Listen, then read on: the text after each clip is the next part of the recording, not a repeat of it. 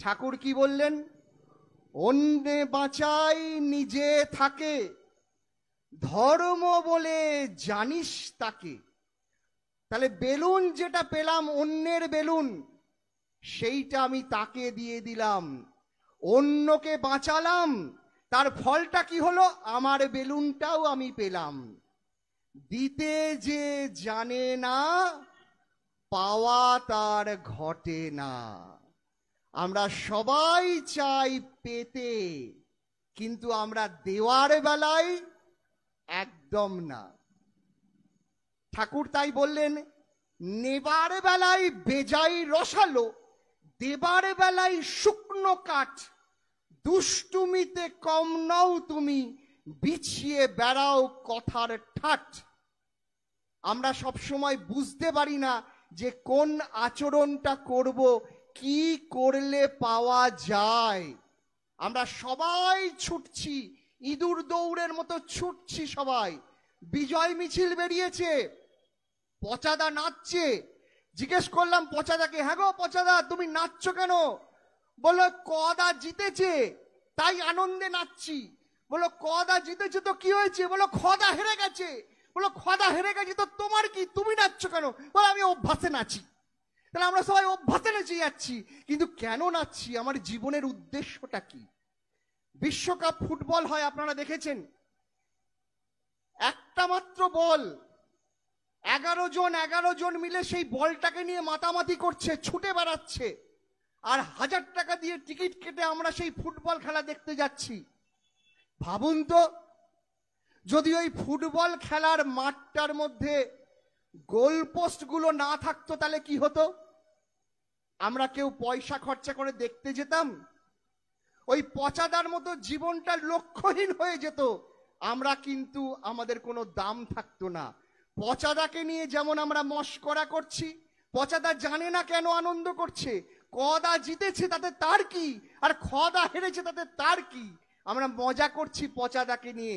সবাই আমাদেরকে নিয়ে এরকম মজা করবে যদি আমাদের জীবনে কোনো লক্ষ্য না থাকে। আর সেই লক্ষ্যটা হচ্ছে কি? অন্যে বাঁচাই নিজে থাকে, ধর্ম বলে জানিস তাকে। ঠাকুর বলছেন, আমি বুঝতে পারছিলাম না যে কি করলে, কেমন ভাবে চললে ঠিক ঠিক চলা হবে। মাস্টার মশাই গোপাল লাহিড়ী আমার জীবনের একটা দিক উন্মোচন করে দিয়েছিলেন। তিনি ক্লাসে যখন গসপেল পড়াচ্ছেন, তিনি পড়লেন লুকের একটা বাণী, do unto others as you wished to be done by. অন্যের কাছে যেমন ব্যবহার প্রত্যাশা করো, অপরকেও তেমনি দিতে চেষ্টা করো। এমনটা বুঝে চলতে পারলেই যথেষ্ট, আপনি সবাই তোমাকে ভালোবাসবে। তাহলে আমি যেমনটা পেতে চাই ঠিক তেমনটা আমাকে দিতে হবে, আর তা যদি দিতে না পারি তাহলে পাওয়া যে আমার তমসাচ্ছন্নই রয়ে যাবে। ঠাকুরের এই বাণীটা আমার একবার খুব ইচ্ছা হলো, জানেন, আমি তখন ক্লাস 7-এর ক্লাস টিচার। আমার খুব ইচ্ছা হলো যে এই বাণীটার ডাইরেক্ট অ্যাপ্লিকেশনটা করে দেখি তো কি হয়। রোল কল করছি, 1 2 3, রোল নাম্বার 7, ধরা যাক তার নাম শুভেন্দু। দেখলাম পরপর 4 দিন ছেলেটি আসেনি। আমি বললাম, হারে শুভেন্দু, এই আসিসনি কেন রে? বললো, স্যার জ্বর হয়েছিল তাই আসতে পারিনি। শরীর খারাপ হয়েছিল? বললো, হ্যাঁ স্যার শরীর খারাপ হয়েছিল। তা এই 4 দিন খেলতে যেতে পারিসনি না? না স্যার খেলতে যেতে পারিনি। বিশ্বাস করেন বিকেলবেলা খুব কষ্ট হতো না রে? স্যার খুব কষ্ট হতো। আরে মাঠের পাশে বাড়ি তো আমার, ওই যখন ফুটবল খেলতো বলটা ধপ ধপ করে পড়তো মাঠে, আমার বুকের মধ্যে যেন বলটা পড়তো, আমার খুব কষ্ট হতো।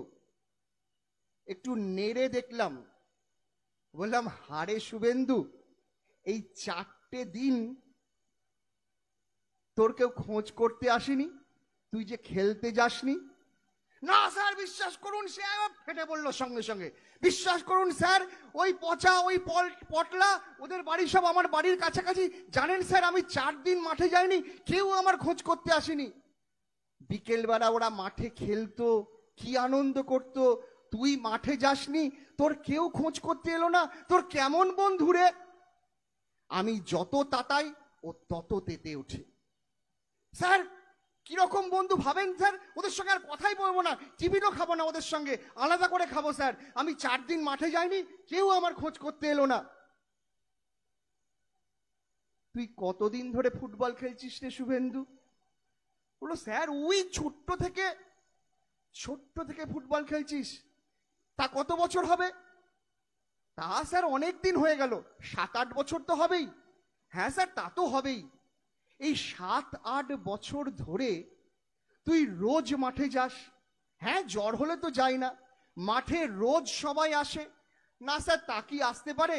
কারুর কারুর তো শরীর খারাপ হতে পারে, কেউ বেড়াতে যেতে পারে। আরে শুভেন্দু, তুই কোনোদিন কারুর বাড়িতে গিয়ে খোঁজ নিয়েছিস আজকে পচা কেন এলো না, আজকে পটলা কেন এলো না, আজকে রফিক কেন এলো না, আজকে রহিম কেন এলো না? কোনোদিন কারুর বাড়িতে গিয়ে খোঁজ নিয়েছিস যে সে আজকে কেন মাঠে এলো না? শুভেন্দুর মুখ দিয়ে আর কোনো কথা বেরোলো না।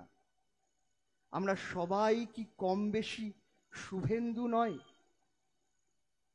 আমরা তো সবাই পেতে চাই, আমরা তো সবাই চাই সজ্জন সভায় আমি যা কিছু বলবো তা সর্বজনের অনুমোদিত হবে। আমি গেলে একটা চেয়ার খালি হয়ে যাবে, আমি গেলে সবাই আমার মুখের দিকে তাকাবে। কিন্তু সত্যি আমি নিজে এমনটা কি হতে পেরেছি? যদি নেতা হতে চাও তবে নেতৃত্বের অহংকার ত্যাগ করো, সবারই কথা শোনো। সবার যদি দাস হতে পারি তবে সবাই আমাকে নিয়ে মাথায় তুলে বেড়াবে। আর এমনটা আমি কবে হব? শুধু দেওয়া নয়, শুধু পাওয়া নয়, শুধু পেতে চাওয়া নয়। ঠাকুর বলেছিলেন স্পেন্সারের মতো হতে। স্পেন্সার দ্বিতীয় বিশ্বযুদ্ধের সময় স্পেন্সার সে তৃষ্ণার্ত অবস্থায় কোমর থেকে জলের বোতলটা নিয়ে যখন মুখে দিতে যাচ্ছে তখন সে শুনলো ওয়াটার ওয়াটার বলে কে যেন অস্ফুট আর্তনাদ করছে। তাকিয়ে দেখলো বিপক্ষ দলের সৈন্য। স্পেন্সার নিজের জলের বোতলটা তাকে দিয়ে তার তৃষ্ণা নিবারিত করে নিজে মৃত্যুর কোলে ঢলে পড়লো। ঠাকুর বললেন এমনটা হতে হবে। ভালোবাসার টান কর্মে আনে সবলতা, জীবনে উত্থান। সেই ভালোবাসার দ্বারা সমস্ত কিছু জয় করা যায়। আজকে আমরা হিমাদ্রি ভাইয়ের কাছ থেকে শুনলাম যে কেমন করে আজকে একটা হিংসার বদলে ভালোবাসার বাতাবরণ নিয়ে এসছে সৎসঙ্গ। সৎসঙ্গ চাই মানুষ। সৎসঙ্গ ভারত বোঝে না, চাইনা বোঝে না, পাকিস্তান বোঝে না, রাশিয়া বোঝে না, হিন্দু বোঝে না, খ্রিস্টান বোঝে না। সৎসঙ্গ চাই মানুষ। মানুষকে যে সইতে নারে যে জন তারে বয় না, লাখ মুরলি ঝাঁকুক না সে নেতা তারে কয় না। তাই সব সময় মনে করতে হবে সৎসঙ্গের সেই বাণীটা, তুমি যেমনতর প্রকৃত হবে প্রকৃতি তোমাকে তেমনতর উপাধি নিশ্চয়ই দেবেন। এ তো নিত্য প্রত্যক্ষ করছো, তবে আর চাইবে কি? প্রাণপণে প্রকৃত হতে চেষ্টা করো, তবে পাওয়ার জন্য তোমাকে আর আঁকুপাকু করিতে হইবে না। পাওয়া তো ঘটিবেই। কে যেন তোমার মনে অন্তরিক্ষে গাহিয়া উঠিবে স্বস্তি স্বস্তি স্বস্তি। ঠাকুরের একটা বাণী বলে আমি শেষ করি। ঝড় ঝঞ্ঝা যতই আসুক মনে রাখিস জোর, মাথায় আছেন দয়াল ঠাকুর ভাবনা কি বা তোর। জয় গুরু, বন্দে পুরুষোত্তমম।